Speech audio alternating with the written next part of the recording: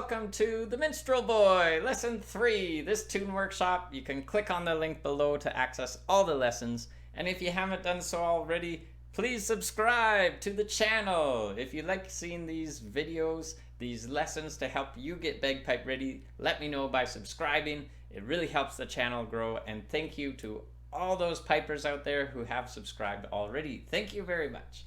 So let's just do a quick recap before we dive into that little chunk of music in lesson 3. Let's recap what we've done in lesson 1 and 2.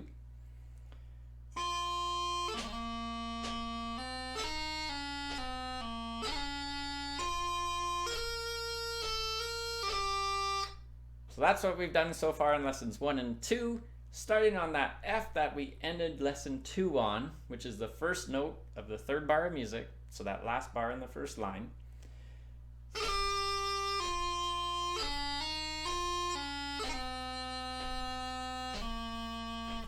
So that's what we're working on in lesson 3, and we'll just do notes, and then after we do the notes, we'll talk about embellishments. We'll go through embellishments step by step, and then we'll talk a little bit about timing and what in the world that means in the sheet music. I have that 1 and a big line over a bar, and a 2 and a big line over a bar, and those repeat dots. That's what those dots are, is repeats. So just how do you flow through the music. And if you want a copy of the sheet music I've arranged, again, you can get that in the link below as well. So let's get going on this lesson 3, the notes to begin with. So we're already on that F, so we're going from F down to E. Easy transition there for you right off the bat. So middle finger's coming down, and that gets us from F to E. Bottom hand's in the low A position, thumbs on the back of the chanter, so nothing too crazy there.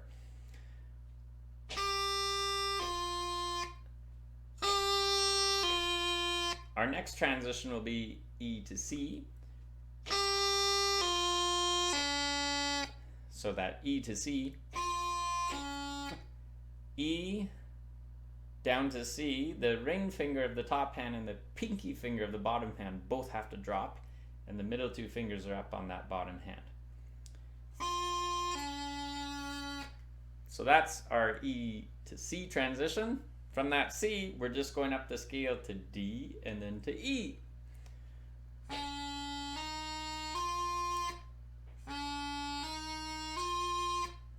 So C up to D, that's an easy one, just lifting up that top finger of the bottom hand.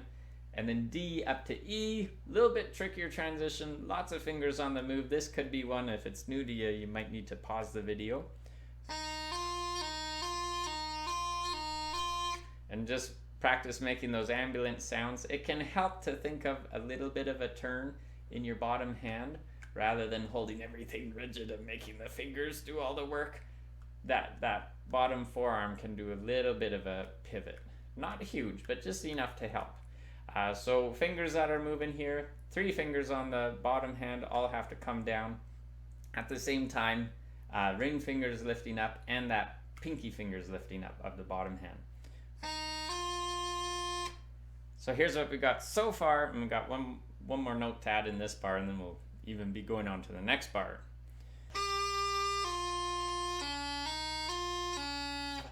So that's what we got so far, except I added that C, so let's talk about that C. So we've gone up to the E. From that E, now we're going to go down to C. E to C transition. I feel like we've done this before, and indeed we have, even in this lesson, so I shouldn't have to break that down too much, because you've got it down pat now. E to C. And that's the last note in this bar, although we're going to cover 2 bars in this lesson. So let's just play what we have so far.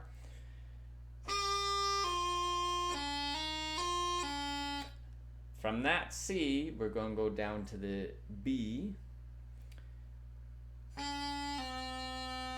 So that's a pretty easy transition once your bottom hand pinky wakes up, which can take a little time. So pinky finger lifts up, and that 1 finger, middle finger of the top hand drops down, C to B. And we're just going down the scale. At that point, we're just dropping down 1 more finger. The ring finger of the bottom hand drops down, and now we're on low A. And that's all the notes. But we'll do embellishments here. Let me just play through that for you a couple times, starting on that F, the last note of lesson 2.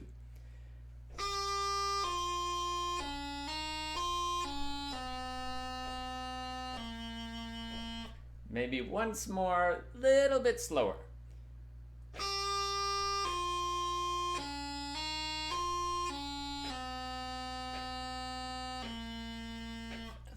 Good, you got it. So let's talk about embellishments, then we'll talk about the timing and that whole, why is there 2 bars with a 1 and a 2, and what does that all mean? So embellishments, pretty simple. This first bit here, we're just going from E down to E, no embellishment, but we have the G grace note from E to C.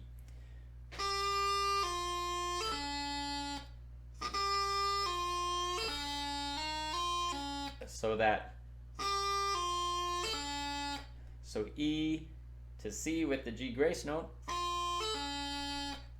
top finger has to lift, then our bottom hand goes to the C, top finger comes down.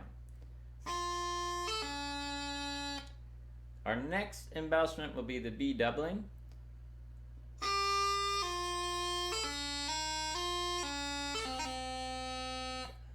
So C to B with the B doubling. So first half of the B doubling, we're on the C already. Top finger has to lift. We go down to the B position with the bottom hand. Top finger comes down. That's just the first half of that B doubling.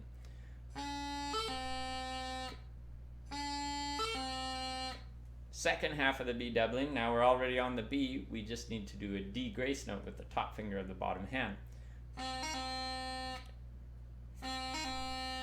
So all together, 2 grace notes in total, doubling 2. Makes sense, right? So there's our doubling. And then one last little embellishment, not a hard one. Once you get that bottom pinky, finding that hole, B, low G strike, then to low A.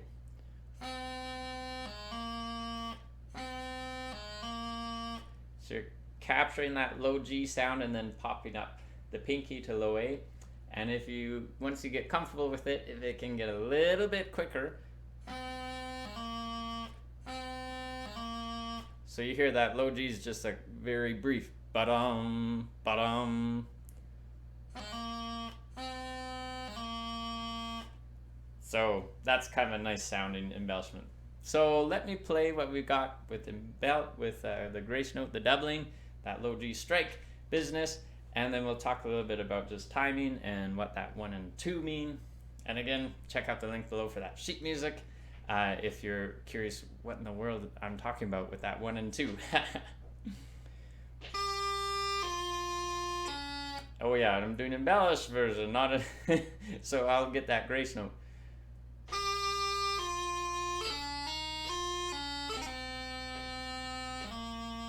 One more time, a little bit slower.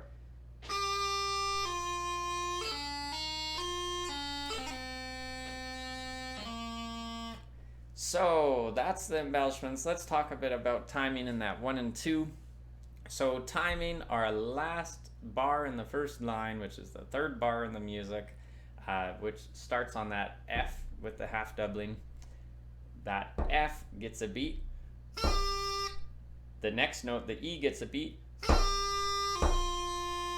The next note, the C, gets the downbeat, so that would be where you draw your little tick. But it's only getting half a beat because we're already going to the D, and then the next note, the E, gets a beat. So the beats are going to follow.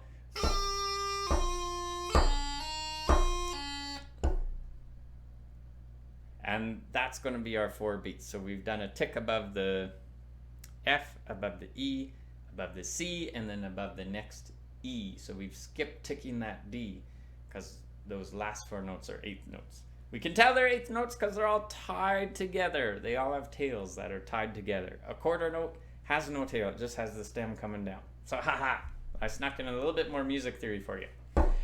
those piano classes I'm taking my kids to are paying off. So let's talk about what that 1 and 2 is. So that 1, it's a 1 over, with a big line over the whole bar, and then a 2 big line over the whole bar. So really that's the same bar of music that showed up twice. We're not going to play both of those in a row. What's going to happen is we're going to play bars 1, bars 2, bars 3, bars 4, and then we're going to repeat, and we're going to go back and play bars 1, bars 2, bars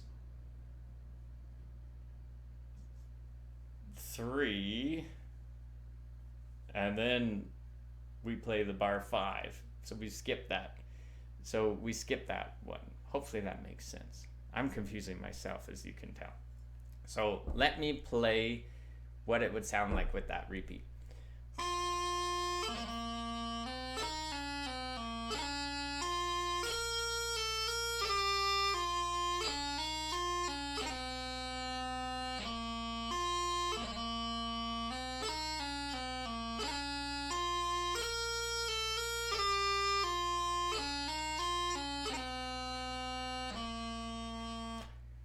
So that's what it'll sound like with that repeat. So hopefully it makes more sense just to hear me play it and follow along in the sheet music than it does to have me talk about the sheet music. But hopefully you're getting the picture. And that's the first 3 lessons. So if you want to keep continuing, I'd love to keep working with you with Minstrel Boy. Just click on the link below to access lesson 4 and beyond. And again, if you're enjoying these lessons on YouTube, you're liking the Get Bagpipe Ready channel, hit subscribe, let me know, and it'll help me get more lessons out to you. And until next time, as always, happy piping.